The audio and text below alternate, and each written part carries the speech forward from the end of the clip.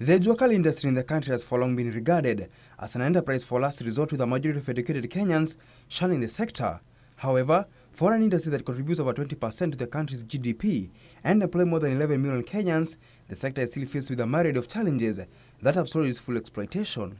It's in this light that the Ministry of Industrialization has focused on making counties the base for industrial growth by formalizing the Jua Kali sector and executing various initiatives, among them setting up industrial parks for Jua Kali artisans and rebranding the name Jua Kali in a bid to dignify the profession and accommodate innovations from institutions of higher learning. Branding the name Jua Kali so that we can, as you've heard before, so that we can entice our young graduates and our young people who are out there to join the innovative and creative sector of this economy.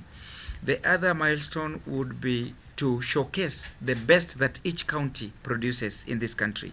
Efforts further stimulate growth in the sector have been boosted by coming into force of the Microfinance Act of 2014 that will, among others, help define who an SME is in terms of the turnover and structure, which will go a long way into enhancing access to credit. Informality that exists within the classes of the MSEs.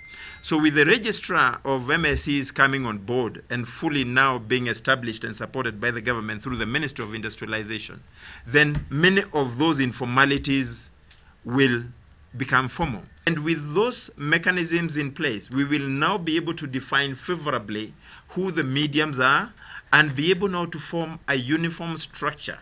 Other activities lined up include the push to have 30% of government procurement come from the Jua Kali sector, as well as having innovations registered as patents to protect the artisans' products. It is really the counties where the action is going to be, and therefore the importance of these micro and small enterprises.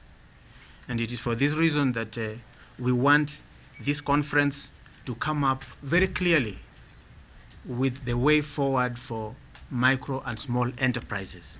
President Uhuru Kenyatta is expected to open the first ever National Jua Kali Devolution Conference tomorrow as part of the efforts geared towards reforming the sector and bringing it into the tax bracket. Nicholus Nduati for BZ's Insight.